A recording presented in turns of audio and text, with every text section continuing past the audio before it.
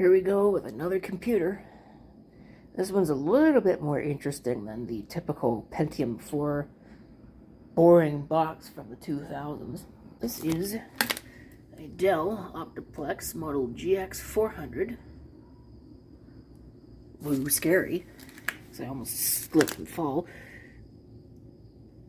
And you can see that on the surface it's not anything terrifically interesting. You got 3 drive bays, 2 of which are taken up. These are almost certainly not the original drive. The original drive probably would have had a faceplate to match the machine, which is in this gray color. Usually when you see Dells of this era, they're in this beige color case, just like that one over there, but this one is not. This one is in the gray. This machine has obviously seen some action in its time. That scratching is kind of unfortunate on a machine that's otherwise almost perfect, but maybe not quite. If you take a look at the back, see there's a power supply with that swing out mechanism. You get parallel 2 serial ports, your audio, your PS2. This actually does have the 4 diagnostic LEDs, as opposed to the 3 that previous systems used. And there are your USB and your Ethernet. Your video is right there. I believe it's AGP. And this one also has I believe that's a SCSI card attached to it. So there's 6 slots. I don't know if you actually get 6 expansion card bays, but when we pop the cover we'll find out. Of course, there's this little thing here which I talked about on my GX200 video, which allows you to lock the case. I don't know why it doesn't go all the way through. That's kind of intriguing. Now you can see it on top of one of its more contemporary machines, and yes, there will be a video about that. And we can see that it looks mostly the same, but there are a few key differences in the front. Number 1 is that the button positioning is a little bit different, and this one has a power indication inside the button, while the indicators are in the buttons, as opposed to beside the button. There's a little light there on the power switch. And this one also has some vents in the front, which may have practical purpose, but I'm not 100% sure on that, so we'll have to find out when we pop the cover. But like I said, other than that, they are basically exactly the same in the front. Floppy drive on the top. Basically the same arrangement. Here's a look at the back of the 2 machines, which you can see is quite a bit different. This one down here, the GX1, which I'm not going to get too much into. You can see there's the old style diagnostic LED setup. But it's got the slots sideways, and I think it's got more of them than this one does. This one's more of a standard for a tower. But they got that same little thing there. That one doesn't work, but it's fine. And the GX400 has got a more standard I/O plate. I mean, it's still not standard. It's obviously way bigger than normal, but it's at least somewhat more standard. The fans are in a little bit of a different position. I think they're still the same size, but I'm not positive. They might be different. Alright, so now we can compare the 2, sort of, because you can't see much with these cases because the power supply is kind of in the way. You have to unlock that. Then this sort of lifts up, kind of like the hood of a car, which is actually kind of neat. You know, it does the same on both. And then we can see a little bit more of what's in what. Now, they're obviously not going to be anywhere close to the same, since this one's obviously a Pentium 4, whereas this one's a Pentium... Is this a Pentium 3 or Pentium 2? I don't remember, but it's got a slotted CPU, so it's going to have a different setup. But either way, you can see in here that we've got pretty much the same basic setup for the drive cages. The only difference is the motherboard and the power supply, because Dell, in their infinite wisdom with these systems, and they did it with this one too, but it's slightly different, they've decided that they are going to use proprietary power supplies in these computers. I don't know the reasoning why, but I'm sure there is a reason. And then we can see the big thing about these, the RAM bus RDRAM. Now, I'm not sure how much this actually has in it, because I can't read any of those labels. Is that only 128 megabytes? Ouch. So, yeah, it probably doesn't have much. It's probably like two 128s and a pair of 64s is what that probably looks like. So that's not very much. We can probably upgrade that, no problem. This is also one interesting thing is this is a very old Pentium 4. You can see there 423 pin. That is a socket 423 Pentium 4. That is the original Pentium 4, I believe Willamette, or Willamette, I'm not sure how you're supposed to pronounce it, and I think Willamette sounds better, so that's the way I'm going to pronounce it. And somebody will tell me I'm wrong, and I'll tell you, well, it doesn't matter, because English is a wonderful language, and people pronounce things differently. So, you can see as well, the nice little wires coming out of this one for the booby trap device, which has come loose. I'm just going to cut that out. If it were still attached, I'd probably keep it, but I don't want things floating around in the case. You can see here that you get quite a few ISA slots, maximum of 4 on this one, because of course this is an older system. In fact, it's probably only a Pentium 2, so it makes sense that it's got all the ISA, whereas this has got AGP, and it looks like, yeah, there's 5 PCI slots. So what is this power supply? We can actually take a as I stop the video like a boss. There's your power supply model, 250 watts. I believe this one's a little bit different. This one is a... oh, there's your model. I think it's a 200 watt, if I had to guess. And you can see the connections on that. Again, it looks like it might be standard ATX, with the 20 pin and then the 6 pin auxiliary, but they're not. The pinout's different. So that was Dell's lovely little thing that they did back in the day. That made replacing parts in these very difficult. Very difficult indeed. Okay, I've gone ahead and removed the baffle over the heatsink. So there you can see the Dell supplied heatsink, as well as the voltage regulator module, which I don't believe is soldered into the board. I think it actually plugs in into a slot. Yeah, it plugs it into a slot, although it's got the metal cage around it to keep it in place. You can see this fan here. Somebody's probably going to mention that. This is a replacement fan, although it may not stay in here, because this fan, the original fan in here was a JMC Daytech fan, which Dell loved to use, and those things, you can't oil them. They just grind and grind and grind forever until they finally stop. So I replaced it. This is an NMB fan. You may have seen it. Look out there. But unfortunately, because this fan is from a different system, this fan is actually from one of the MyTac Dells. Not one of mine. It came out of a different MyTac Dell. I forget what model it was. I think it was a Dimension 4600. But either way, that fan does not have a tachometer, and the system complains because the fan does not have a tachometer, even though it's got all 3 pins. I'm not sure if the pinout is slightly different, or if maybe it just can't understand this tachometer. Or maybe this fan does not actually have a tachometer. I don't know. But I do have another fan assembly. I've got the one out of the GX400 sitting over there, and I'll probably just replace it. Put that in here, as long as the cage is the same. You see, this fan is actually thicker. So the plastic pieces that hold the fan in place don't fit back together, so that's the reason for all that packing tape on there. So it works, but the system complains every time you turn it on about not having a system fan installed, even though it's right there and running. Taking a closer look at this motherboard reveals that we've got we got the RDRAM, 4 RDRAM slots. I believe up there is the floppy drive connection. And there's 2 IDE down here. Right there, there's 2 IDE connections. That's for the front panel. Wow.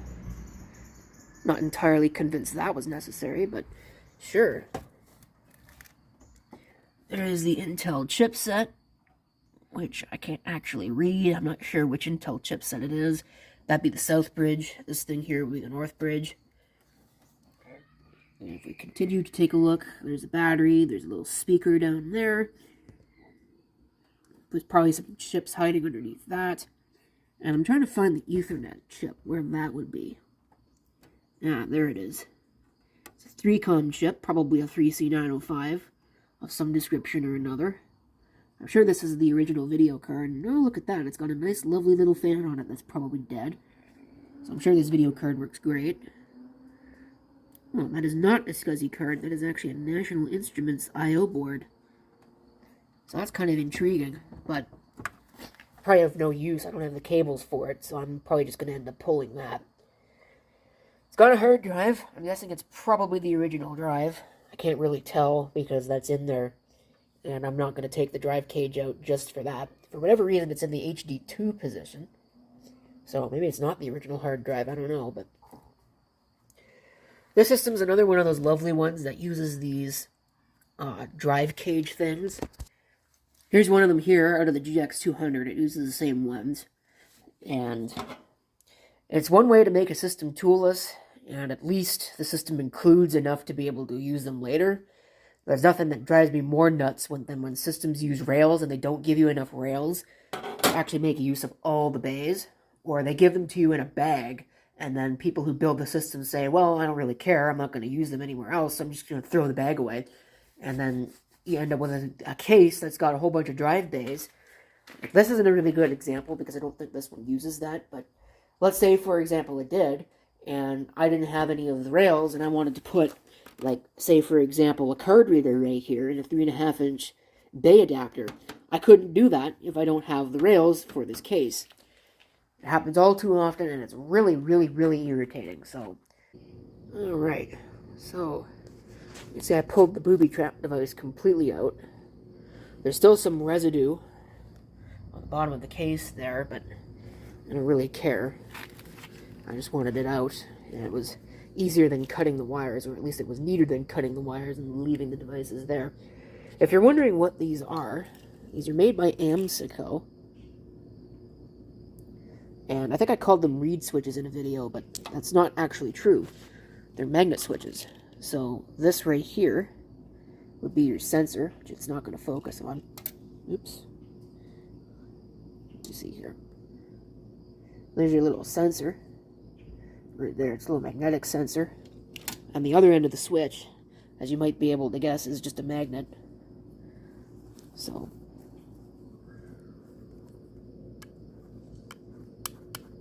when you open it, the magnetic field disappears, so then this device will know, well, basically what happens is this right here would be attached to a central monitoring. It's just some wires. It's attached to a security panel, probably because the easiest way to do it was through the phone jack, this phone jack. It's just a wire, so that you'd lose the connection, it would disappear, and then the security panel would freak out. So, anyway, you can see, I thought there was a fan in the front of this, but there's not. It's just open grill, but it's ventilation for the hard drives, I suppose. So, they definitely do serve a practical purpose. It's not just this vent at the top, it's also these vents in the side. Because presumably this would have been used, because it would have been a workstation, it would have been used in a business or a more harsh environment than a home machine like that GX1P that's right there. So that's why it's got the extra ventilation. So I'm going to put this all the way back together, and then we can go ahead and fire it up and see what it does, see what's in it. Before we power the system up, I got a quick little history about RDRAM, as well as a question that I've got that has kind of been intriguing me for quite a while, and I don't really know what the answer is because I can't find anything online about it. For those that don't know what RDRAM stands for, it stands for Rambus Dynamic Random Access Memory. The company behind it, obviously, is Rambus. Now, Rambus is still around, but these days they don't make memory modules. They are around purely as a patent troll. And if you don't know what a patent troll is, you can go ahead and look it up. Basically, after the single inline memory module, the SIM, came the DIMM, the dual inline memory module. And technically, these are an example. I don't actually have a PC-133 memory module, the original kind sitting handy. So this is actually a DDR memory module, but it's just the same. It's a DIMM, a dual inline memory module. Of course, that being said, Rambus decided to put their name on these as well, so they're RIMs, Rambus Inline Memory Modules. I don't know what the electrical differences are between these and what at the time would have been PC-100, PC-133, or PC-66 even, some of the older standards. As far as electrical differences between the bus and anything else, the topography of the chips, what have you, that's way beyond my pay grade. But basically what you have here is a competitor to PC, we'll call it PC-133 just for simplicity's sake, even though there were a couple different types. There were two different speeds to my recollection of Rambus memory. PC-600 and this, which is PC-800. There might have been a few more. I think there was talks of like a PC-1000 or PC-1200 or faster, but I don't know if those ever came to the market. I've certainly never seen them. By the time computers of this age became collectible, most of these things had just disappeared, because Rambus really was kind of frowned upon, because the licensing fees were high. The licensing fees were high. They were very, very protective of their trade secrets, and really, honestly, only Intel made a whole lot of use out of Rambus memory with their chipsets. The Taiwanese manufacturers just went for the cheaper SDRAM. Obviously, these were much faster. Typical SDRAM module at the time was 133 megahertz.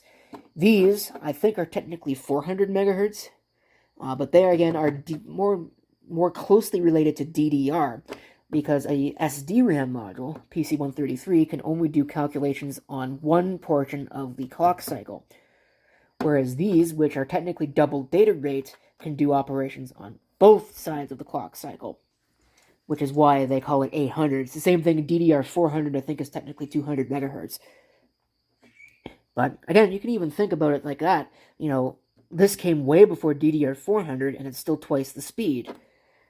So, technically, it was pretty advanced. It's just that the company didn't really treat it the way that they should have treated it. Now, here comes my question. I'm aware that there are a couple of different ways that these can be arranged. You can see this says 256 megabytes /8 ECC. I think pretty much all Rambus memory is ECC memory. And you can see that there is no heatsink on the other side. Whereas this, you can see it says 256 megabytes 16 ECC, and there's a heatsink on both sides. So, again, that's chip arrangement. And yes, you could tell that these have heatsinks long before heatsinks were really popular on memory. And they're actually required on these, whereas on DDR modules, it's mostly just for show. With these, you actually need to have heatsinks because they run hot. But the thing that's got me curious is what's the difference between the silver heat spreaders and the blue ones? You see here it says 800-45. I guess that's probably the latency. Or the, what is that, nanoseconds? Yeah, latency, wait time. And this says 40. So are the silver ones faster? Is that the idea? Or silver ones less latent? I don't know. So if somebody could explain that, that actually would be very welcome. But like I said, the Taiwanese chipset manufacturers, via SIS, and all the other various ones, Chips and Technologies, and other companies that are no longer around, they've been since absorbed. I think Chips and Technologies is now a part of Intel. They were all making chipsets that were very cheap, that used the cheap SDRAM, and eating Intel's lunch on cheaper systems. So it took until the 440 before they finally created a chipset that used as standard SDRAM. Once again, I'm going to interject and correct myself before the comments do.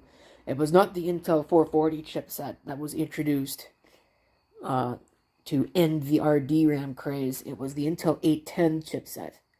Okay, so with that poorly constructed history lesson out of the way, let's power our system up.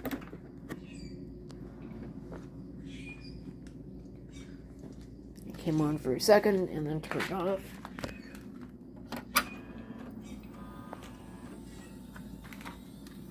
Alright.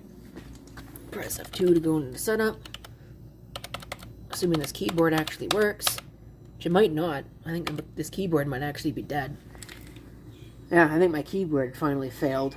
So, that's a shame. So much for that, eh? Well, maybe it didn't. Maybe it's just loose. But yeah, the battery's dead, so I'm going to have to replace that. I think it said it was revision A05. There's probably an update for that.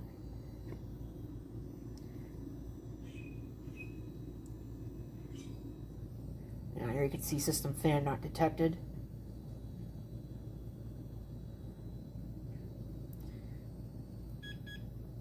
Alright, it's like strike F1, even though the keyboard doesn't work. So, see if I can figure something out. Alright, F2 to go to setup. You can see the optical drive is making an awful lot of noise. I wonder why. Yeah, I don't think it's that one. Oh, it's this one. Stuck. Does this have a...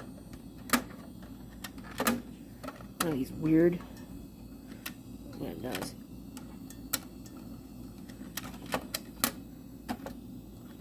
Yeah, whatever.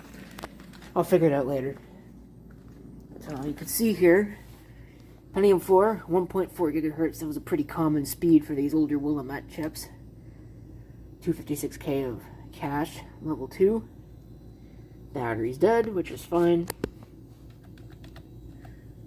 We have hard drive, it's 40 gigs in size. It's not too bad, really. It says CD-ROM reader, but it's actually a DVD-ROM drive. That's the slot loading device on the front. This one is that's the Acer, which gives that as the model number, which is pretty funny. Oh wow, it's only 384 megabytes. Yikes, that's not that great. Oh, it's non-ECC. That's interesting. I didn't think that they made non-ECC RAM bus memory, but I guess they did. Well, yeah, it's 400 megahertz, so that's almost certainly PC 800, so I can give that a pretty decent upgrade. And I've got that pair of 256 megabyte modules that I can put into this.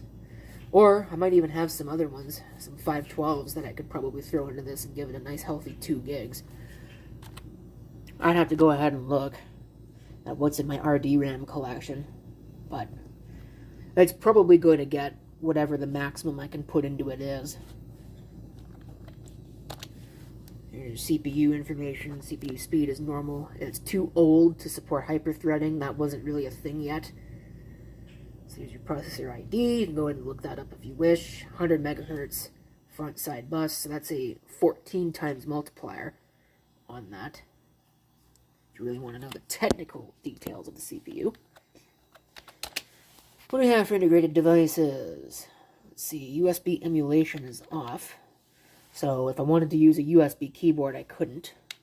I'm going to just go ahead and set that to on. Not that it makes much of a difference because the battery's dead, but it's there anyway. I'm not sure if I could turn off fan monitoring or maybe put a resistor on it to make it think that it's got a fan. I'd have to look into that. Of course, there's your, serial ports. Parallel port, which is set to PS2 mode. Usually I set that to ECP. Change the DMA channel. I don't know if it matters too much. IDE, PC speaker, AGP's primary video. There's no DAC snooping. IO Apex support. Usually that should be on, but I'm going to leave it alone. IRQ assignment. Look at all that crap that's on IRQ 11.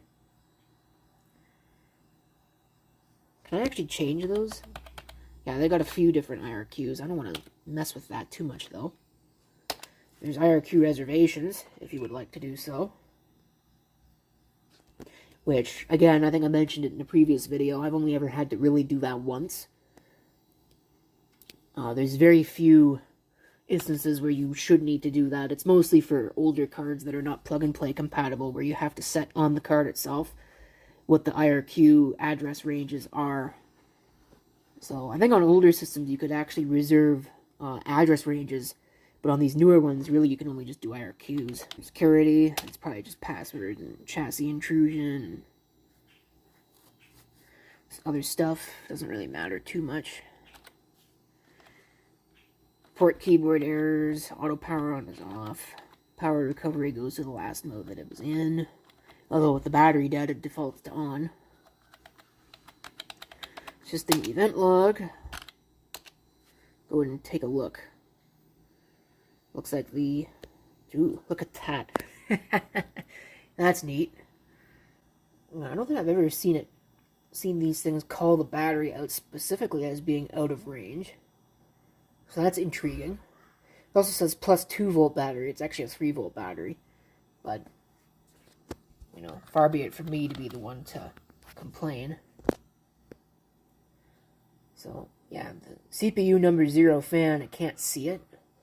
Because, obviously, the tachometer is not reporting something that it can read. So, there's that asset tag. This doesn't have that. We'll go ahead and we'll save and exit. And we'll see what the system does.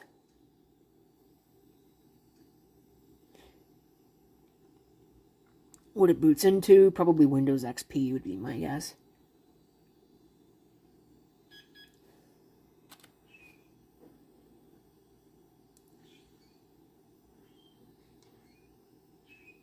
I have to see if I can get a new fan for this. A proper fan, or if, like I said, figure out a resistor to bypass that. You see, it is XP, and it's definitely at least Service Pack 2.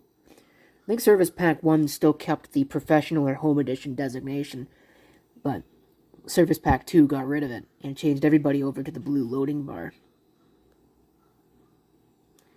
So, yeah, what on earth is going on? I don't know. I think I could probably figure out what the password is, but if I can't, that's as far as we're going to go. I wonder if we've got a memory issue. Maybe there's some kind of an actual problem with this RAM bus memory. Or if maybe the program's just corrupt, or if there's some other problem. Alright, I don't know what the password is, so I guess we're not getting into that, which is fine. Doesn't really need to. I'm not sure what this is going to end up running. It's got a COA on the side for NT4 workstation, so it's possible it may run NT4 just because I don't really have a whole lot of experience with NT4. But it might become another Windows 2000 machine. It's probably not going to run 98 because, honestly, 98 machines are a dime a dozen. And I've got too many of them already. I mean, this machine underneath it runs Windows 98 for crying out loud. So, we'll see. I'll have to replace this optical drive because it's completely dead. I don't know if the DVD drive works. I'll have to give it a test. But for right now, I think it is good night to the Optiplex GX400. Did that even work? Didn't really work, did it? There we go. So, thank you for watching, and if you have any comments, feel free to leave them down below.